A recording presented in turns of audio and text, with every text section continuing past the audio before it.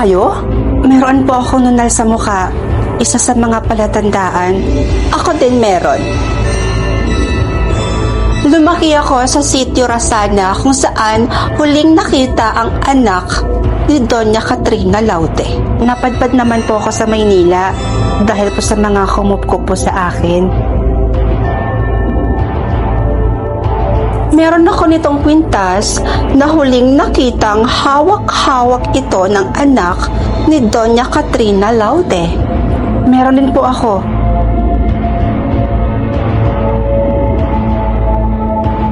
Kulay brown ang buhok ko, gaya ng buhok ni Doña Katrina Laude. Itim ang buhok ni Mama at hindi brown. Hindi kaya nagpapanggap lamang kayong dalawa? Dahil alam niyo na rin naman na sobrang yaman at makapangyarihan niyang si Doña Katrina Laude. Hindi ko habol ang pera, miss. Naghahanap din kasi ako ng kalinga ng isang ina. Tumatanda na po si Mama at kailangan niya rin po ng magkaalaga po sa kanya. Pupunta ko ngayon doon sa loob at kakausapin ko si Doña Katrina Laude at aalamin ko na rin kung ano ang kanyang suhestyon. Dito lamang kayo at babalikan ko kayo mamaya.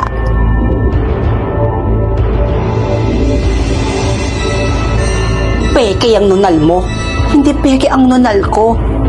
Baka yung sayo ang peke. Siguro, grabe na yung pangangailangan ng pamilya mo na umabot ka sa pagpapanggap bilang ako. Marami kaming kumpanya sa Maynila. Hindi ko habol ang pera. Yun naman pala. So hayaan mo na sa akin to. Ipaubaya mo na to sa akin. Ano? Hoy, kayong mga pigkaon bahugbila, tama na yung pagtatalo nyo. Hoy na kayo at pinapapasok na kayo ni Madam.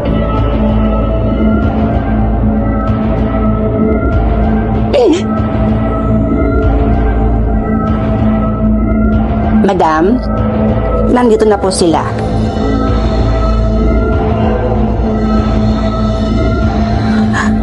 Mama, kay tagal ko pong hinintay na makita kayo.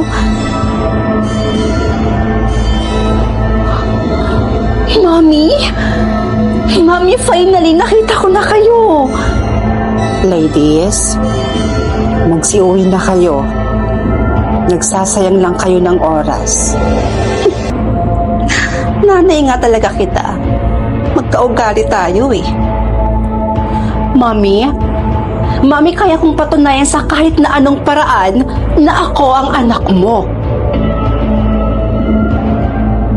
Donna, pauwiin mo na sila. Aalis lamang ako kung sakaling pumayag po kayong magpa-DNA test po tayo. Handa rin po akong sumailalim ng DNA test para mapatunayan ko po ang sarili ko.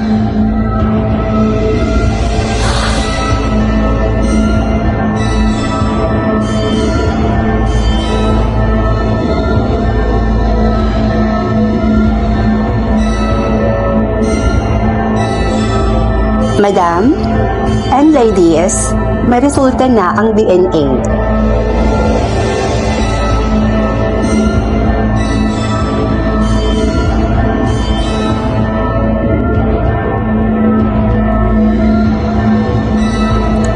So ang tunay na anak ni Doña Katrina Laude sa inyong dalawa ay si...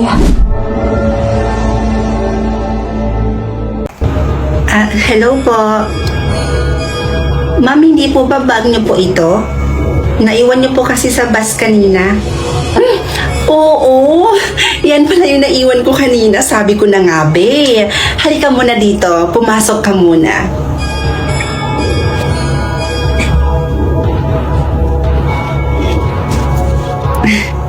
Baka nagugutom ka.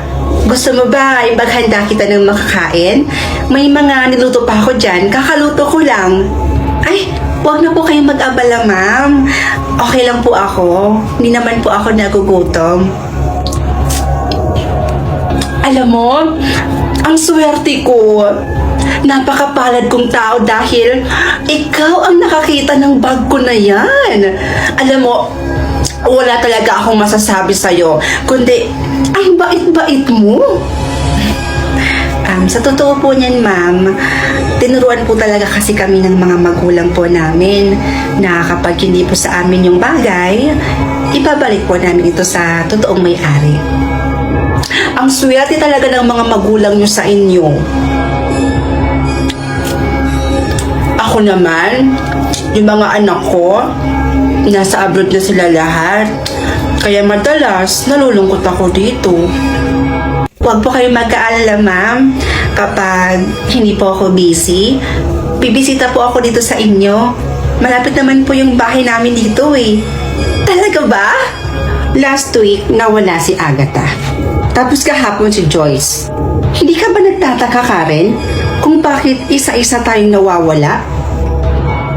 Simula nung makilala mo yung Lucy na yan, yung bago mong best friend, siguro na-obsess na talaga sa'yo yung babaeng yan. Ayaw na siguro may ibang umaligid sa'yo, kaya isa-isa na tayong tinutsugi. Sana ma-realize mo yun, Karen. Oy, bes ha, sumusobra ka na. Pagbibintang na yung ginagawa mo. Nananahimik naman si Ma'am Lucy. Isa pa, ang bait kaya ng taong yun. Kaya hindi niya talaga deserve tong pagbibintang na to. Oh, dito na pala. Bes, ibaba mo na ako dyan. Karen? Kanina pa kita hinihintay. Alam mo, ipinagluto kita ng paborito mong ulam. Kapag ako na ang nawala, yun na yung sign na totoo lahat ng sinasabi ko sa'yo. Alis na ako.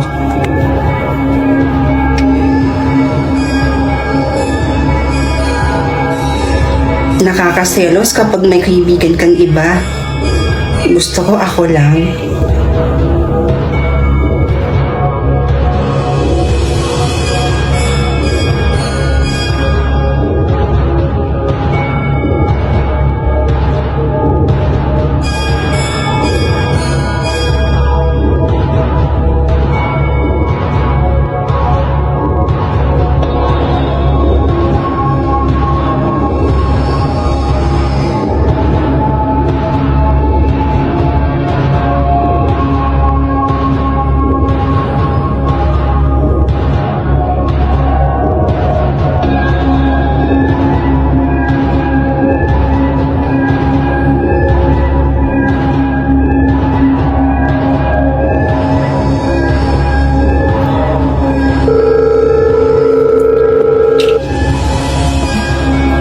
Hello po, tita?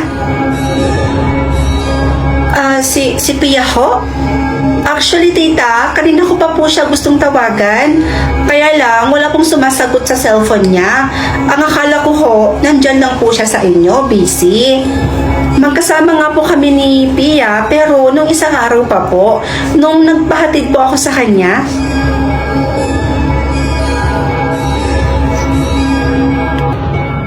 Po?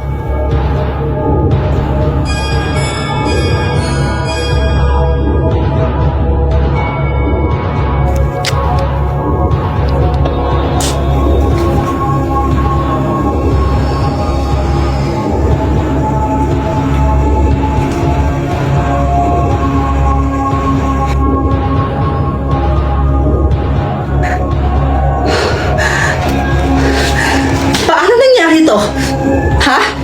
Imposible. Hindi totoo ang CCTV ipinapakita niyo sa akin. Hindi ako naniniwala.